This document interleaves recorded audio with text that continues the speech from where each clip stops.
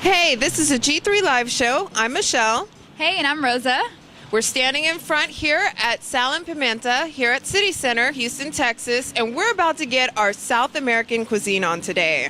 It smells great. I can't wait to get inside. As soon as I walked up, I can smell the aroma. So if you don't mind, join us inside so we can get some grub in our bellies. Let's go. All right. All right, well, let's go ahead and take a look inside.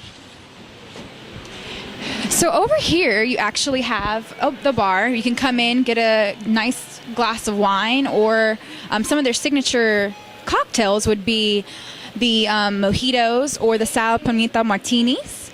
And also they have a beer list here that it's not your typical beers that you would have. They have El Jefe Weizen, Golden Drink, a couple other ones. And then over here, as I'm walking in, it smells so amazing. The meats, you can see that they're over there, some of them, the gentlemen who are working. It's a wood-burning grill that's actually prepared. They prepare their meat at 700 and 800 degrees, and it's they use 100% mesquite. And it's an open kitchen. Just taking a look around the restaurant, it has a very European feel to it. The way that the lightings are, they're leveled off, and as well as different sizing, with one's big and one's small. And then there's also some TVs located right over here, and it shows different dimensions of South America. It just keeps changing, multiple pictures that you have with the gentleman right here with the hat and the door. And then if you take a look right over here, it's underneath where you can actually sit at the bar is boxes that were used for them to bring in their awesome wine list that they're known for, all their different wines that they bring in. That's actually located over here. So now we're going to actually take it back over this way, and we're going to go into the wine room. Yep. Shaken? Now that we've sat down here at this South American restaurant, it's like, I'm Gayland. I'm Michelle. And we're here sitting down in this, as you saw a little bit of the restaurant as Rosa was walking in and talking about the restaurant and showing the decor. So we're going to let you know a little bit about the history of this restaurant. Yeah. Now, as you know, we are here at Sal Y Pimentia, and basically at this restaurant establishment, what that means is salt and pepper, I believe. And so when you're eating the meat here, it doesn't need a lot of the sauces. It's Right. salt and pepper is how it's marinated, and with olive oil, but it is extremely well is how they're preparing it. So the name ties into the theme. Yes, it ties into the meat, and also they have great wines here. And the wines, a lot of the wines here you can't get at any of the restaurant, any store in town. I believe there's 50 that are selected. It's Malbec. Malbec? Yes. There's 50 selections of wine here. 100% Malbec? Well, no. I mean, they have 100 different types of Malbec, but 50 of them are what? 50 of them are hand selected from this one that we are having today. It's from Uruguay. And again, if we're looking at where the placement is, it's right next to Argentina. Argentina? That's definitely a country. Definitely a country. Yes. But basically, we're getting stuff that's very South American here. It's Yes. from the Have food. you ever been to Uruguay or? In my mind. Oh, well, mine too. In my mind. I'll be there tonight. We'll travel together. Exactly. And you know what we need? We need.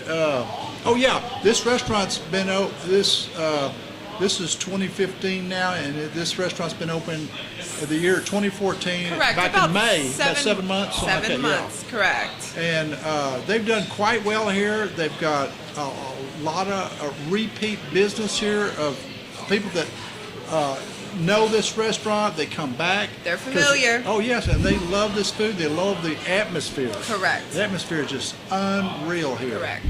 And, Again, with some of the meat selection here that you will be seeing, that will be brought out and explained a little bit in depth. What they're doing is when this meat is cooked, it is cooked over mesquite wood. So it's, as you'll see in the kitchen. as you will see in the kitchen area, and basically what that's doing is from the mesquite, the heat is actually cooking the meat. So we're gonna have fun with that here. You'll see how that's gonna be turned into our meal. See this? Here in just a little bit. My lips are. Are they going right now. salivating? I'm Salivating. Okay. A lot of moisture. So what we're going to do now is that we're going to bring Victor in to Correct. show us the different cuts of meat that they cook here. Yay! And so here we have the amazing Victor here at Sal Y Pimentia, and basically he's going to talk a little bit about the cuts of meat that they do have available for us. Okay, I described the two most tender meats on the tray will be these two right here, center cut tenderloin. This is a 16-ounce grass-fed free range Chateaubriand from Uruguay, and this is a domestic one from Texas. Okay. Okay. Then we're moving into another three more different center cut tenderloin. This is water buffalo from Corpus Christi. Wow. Dry age 30 to 35 days, and elk right there. Oh. Then we're moving into a tomahawk. Tomahawk is a ribeye, Babonian, we call it tomahawk.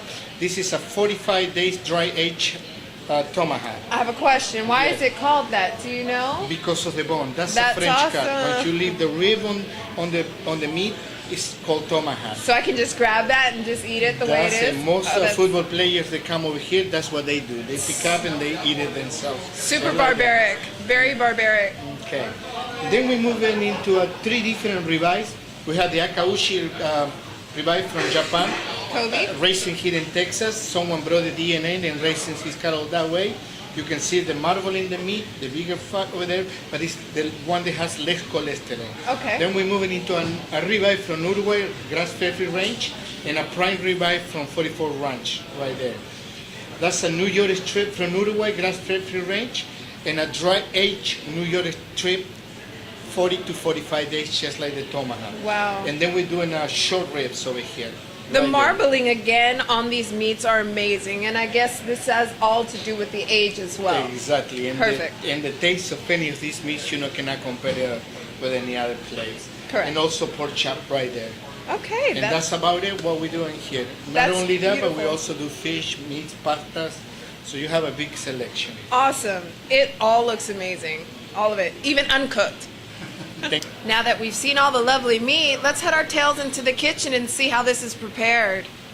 So basically what they're doing, this is meat preparation. So as Rosa and myself stand in the kitchen with these gentlemen, basically they're putting salt and pepper on our meat, and we're showing you this because this isn't any jive. They are actually letting us stand here and watch our meat actually be prepared. So this is salt and pepper that's going on our meat, a little olive oil. And remember, this is mesquite heat that's about to get thrown on to our meat. Reverse that, actually. It's our meat getting thrown on to the mesquite heat. But either way that works, and I'm ready to eat it. It looks amazing, but yes, this meat is going in our belly. And it's interesting that he only put the salt and pepper on there because the meat is known for such great quality that that's all that they need. That they don't use sauces, they don't use anything else, or have to put any type of other seasoning on their meat. So that's why it's called Sal Y Pimentia. No, it sounds good. Temperature. How about temperature? And you can see here, this is actually the mesquite, 100% mesquite, and they prepare their meat anywhere from 700 to 800 degrees. So it gets pretty hot with all that temperature cooking the meats, and it's really hot back here. All right, so we're gonna go ahead and go back and sit back and eat and check out the appetizers over there. So we're back, and now we've got empanadas on our plate. We have some appetizing chips. We're about to get started on the appetizers just to kind of give you a taste of what we're tasting, if you don't mind to join us. So let's go into the empanadas, see what they're offering. Of course, this is all South American cuisine, just as a reminder. Very crispy and flaky. It's almost like I'm about to eat breakfast. Brunch, maybe? And they're each filled with different stuff inside. I have a spinach over here. What do you have over there? Let's see. I'm rocking the ham and cheese. So this is a ham and cheese empanada that I'm about to taste. And this one, this one's some type of sort of different meat as well. So let's check it out. Does that look pretty hammy? No?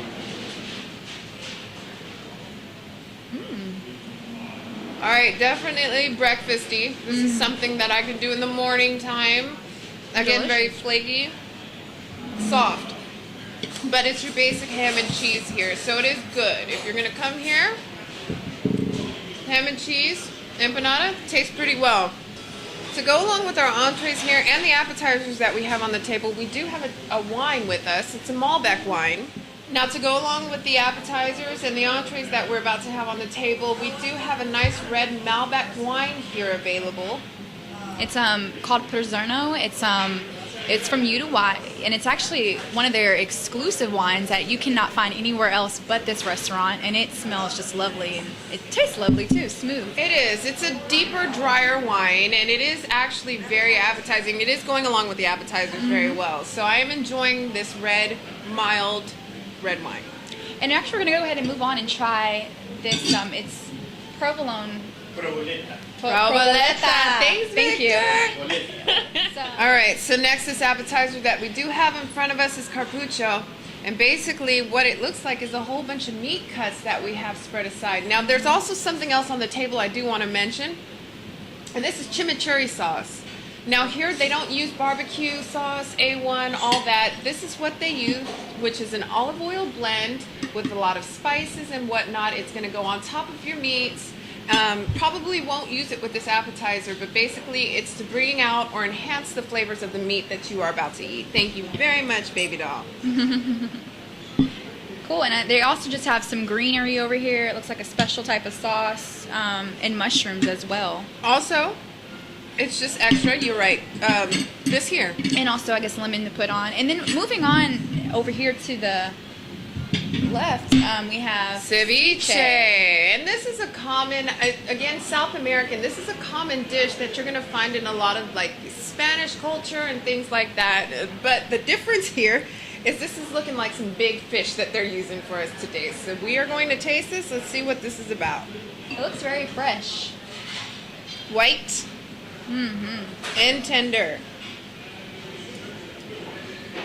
I can grab a little piece of that.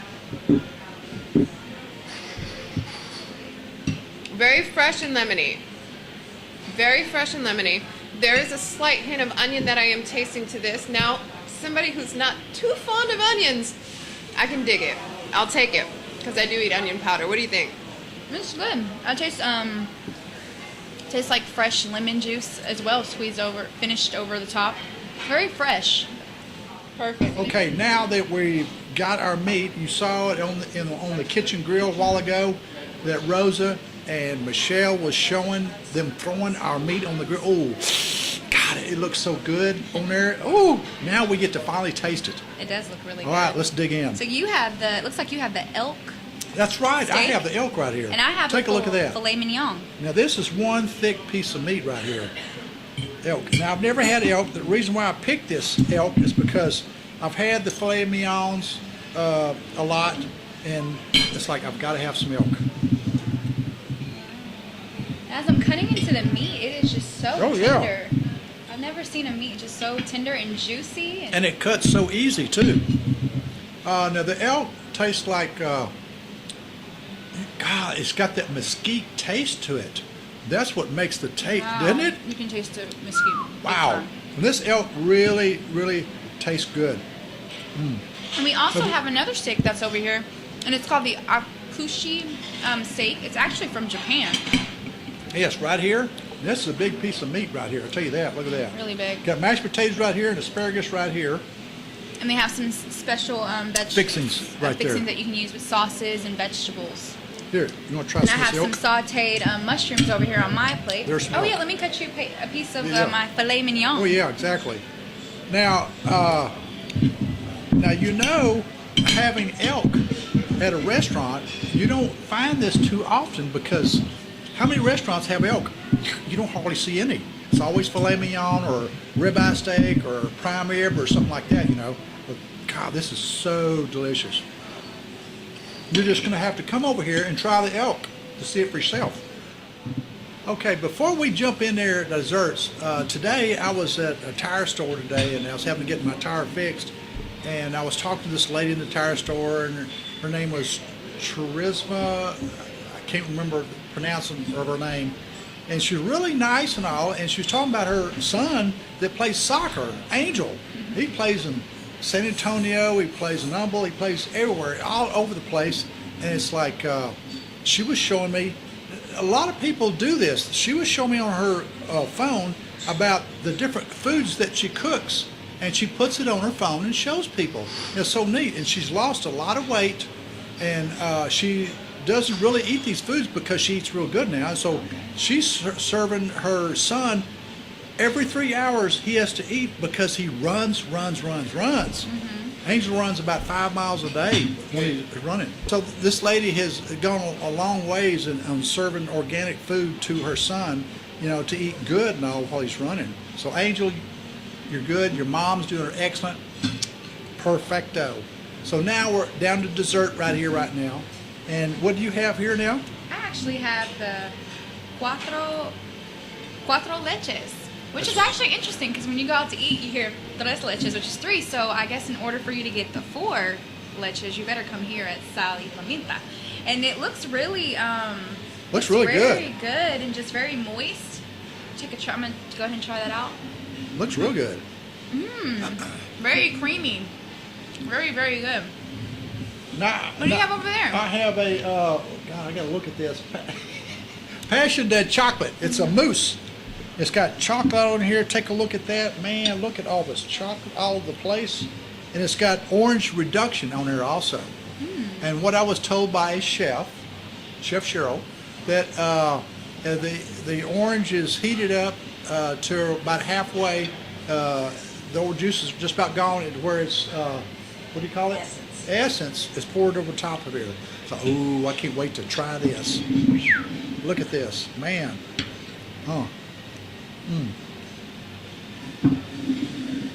I've never had this before, but it tastes just like chocolate. It looks very chocolatey. You want a bite? Take a bite of that? Yeah, let me try that. Try to buy that. You're gonna like that. All 3 of us are here right now, and it's like Michelle gets to try different desserts here now. Okay. For me? Yes, get your fork in All here. right, so I'm a chocolate fan, and it looks like raspberry drizzle and the reason I'm assuming that it's raspberry is because of this nice little plating of raspberry. I'm sure that you guys saw that earlier. Yes. But there's a lot of chocolate happening here, and chocolate's my favorite. If anyone that knows me out there, I'm a sweet fiend, so I'm pretty sure I'm going to explode here after I eat that. Now I gotta try this quattro leche, right? Quattro leche? Very moussey, a little heavier with the mousse texture, but all in all, it's chocolate, and who doesn't like chocolate? That's right. And this quattro leche is so moist, is that right? Yeah, very moist. Whoa, golly. It's awesome. soaked though. The whole thing is soaked, and it looks beautiful. Like I just want to face plant myself into it, but I won't. I won't do that here. Right, is so really nice. this is the end of our show today, and we're so glad y'all got to watch. And I'm Gayland, your host. I'm Michelle. And I'm Rosa. Be sure to come check out Sal Y Pimentia to get a taste of South America right here in Houston. It's right here. They brought it all the way to Houston. Come check it out. Ciao. Bye. Ciao. Bye.